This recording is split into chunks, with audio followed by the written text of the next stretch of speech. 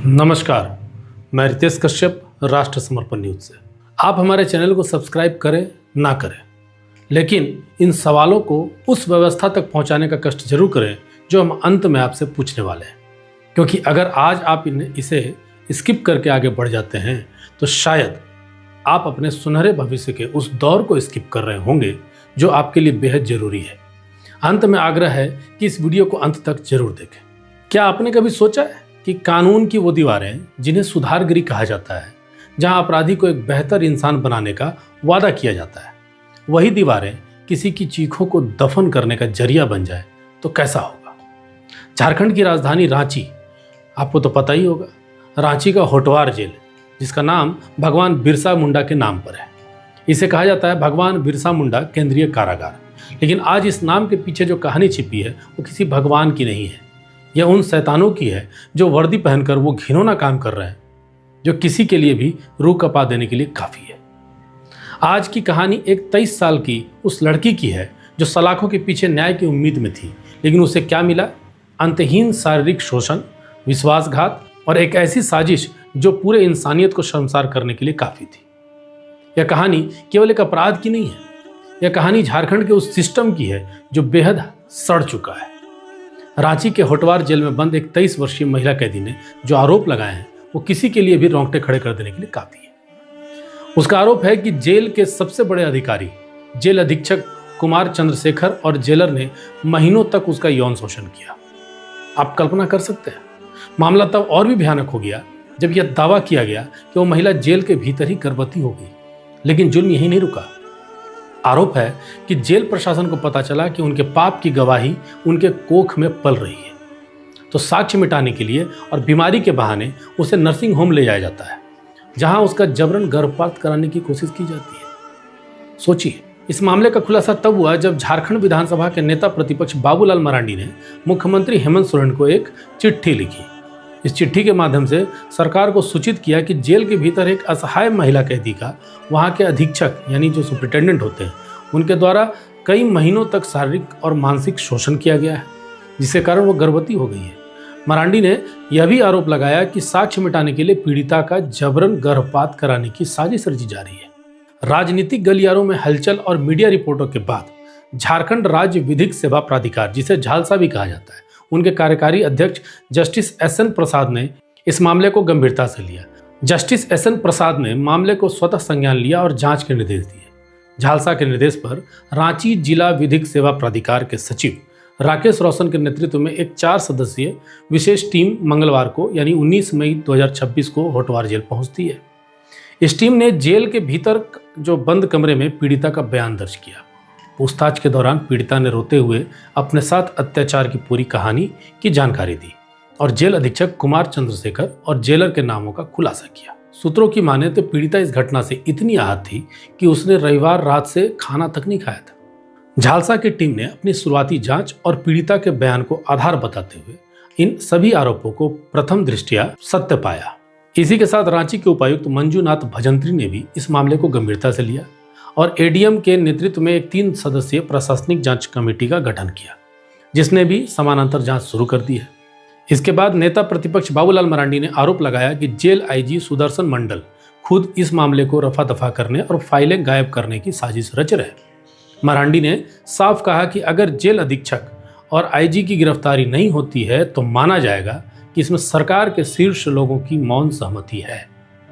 राजनीतिक भूचाल आने के बाद भाजपा की जो प्रवक्ता हैं राफिया नाज, उनका भी गुस्सा फूट पड़ा। उन्होंने मानवता पर सबसे बड़ा कलंक करार दिया। उन्होंने सवाल उठाया कि जिस वक्त अत्याचार हो रहा था उसी जेल में पूर्व मंत्री आलमगीर आलम भी बंद थे, लेकिन उन्होंने अपने ही समाज की बेटी की चीखें नहीं सुनी। वहीं अजय शाह ने एक और चौंकाने वाला खुलासा किया है। उन्होंने बताया कि अधीक्षक कुमार चंद्रशेखर कोई नया अपराधी नहीं है। 2019 में भी देवघर में एक महिला होमगार्ड का शोषण और 2023 में हजारीबाग जेल में एक कांस्टेबल की पत्नी के साथ बदसलूकी का आरोप उन पर लग चुके हैं। लेकिन सवाल वही है, ऐसे दागी अधिकारियों को बार बार इनाम के तौर पर इतनी महत्वपूर्ण पोस्टिंग कैसे दे दी जाती है? आखिर इसके पीछे राज क्या है? अब सवाल उठता है कि झारखंड की जेलों में यह क्या पहली घटना है या फिर इस तरह की घटनाएं पहले भी हो चुकी है। अगर आप सोच रहे हैं कि यह इकलौती घटना है तो आप गलत हैं। झारखंड की जेलें और बालिका गृह अपराध के सुरक्षित ठिकाने बने हुए हैं। हाल ही में पलामू के एक बालिका गृह में बच्चियों के यौन शोषण की कहानी सबके सामने आई, जहां उस बालिका गृह का संचालक ही बच्चियों को अपने घर ले जाकर उनके साथ कुकर्म करता था। दिसंबर 2023 में धनबाद जेल के भीतर एक गैंगस्टर था अमन सिंह, उसकी गोली मारकर हत्या कर दी गई। अब सवाल ये उठता है कि जेल में पिस्तौल कैसे पहुंची? जवाब आज तक नहीं मिला। नवंबर 2025 में होटवार जेल का एक वीडियो वायरल हुआ, जहां घोटाले के आरोपी, शराब और जीएसटी घोटाले के हाई प्रोफाइल कैदी भी जेल के भीतर हरियाणवी गानों पर डांस करते नजर आ रहे थे। जमशेदपुर की घाघीडीह जेल का एक वार्डन को 9 साल की मासूम बच्ची के साथ छेड़खानी के आरोप में पकड़ा गया था। जब जेल के लोग ही बाहर की बच्चियों को नहीं छोड़ रहे हैं, तो अंदर बंद महिलाएं कितनी सुरक्षित होंगी? सवाल तो उठेगा। एक और घटना है इसी होटवार जेल की। एटीएस की जांच में 125 से अधिक मोबाइल सिम सक्रिय पाए गए थे, जिनसे जेल के अंदर बैठे अपराधी बाहर रंगदारी मांगते थे।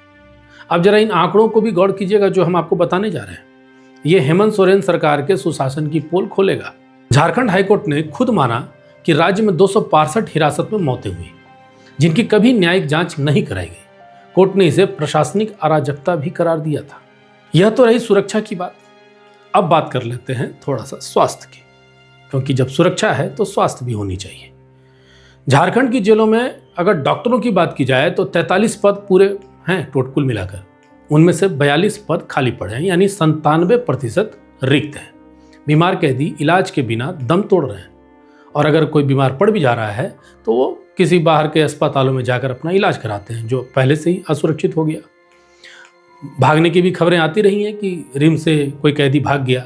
अब जेलों की स्थिति यह है कि जितनी क्षमता है उससे ज़्यादा कैदी ठूंस दिए गए हैं। जहाँ सफाई और गरिमा तो दूर है, इंसानों की जान की भी कोई कीमत नहीं है, ऐसे जगह पर आप और क्या कल्पना कर सकते हैं? अब एक बार फिर से आते हैं होटवार जेल के उस पीड़िता की कहानी पर। जब यही सवाल जेल के अधिकारियों से पूछा गया तो उन लोगों का कहना था कि पीड़िता नशे की आदी है और ये सब वो नशे की वजह से कर रही है। तो फिर यहाँ सवाल जेल प्रशासन पर ही उठ जाता है कि आखिरकार जेल में नशा पहुंचा कैसे? अब कौन अपराधी है? पीड़िता आज भी जेल की उसी अंधेरी कोठरी में न्याय का इंतजार कर रही है, जहां उसकी आत्मा को रोज रौंदा गया। क्या झारखंड के मुख्यमंत्री के पास उसके आंसुओं का कोई जवाब है, या फिर महिला सुरक्षा केवल चुनावी रैलियों तक ही एक खोखला वादा बनकर रह जाएगा? अब और चुप्पी एक और अपराध के तौर पर गिना जाना चाहिए। क्या आपको लगता है कि इस पीड़िता को न्याय मिलेगा, या फिर यह घटना भी मीडिया के लिए एक मसाला मात्र बनकर रह जाएगी?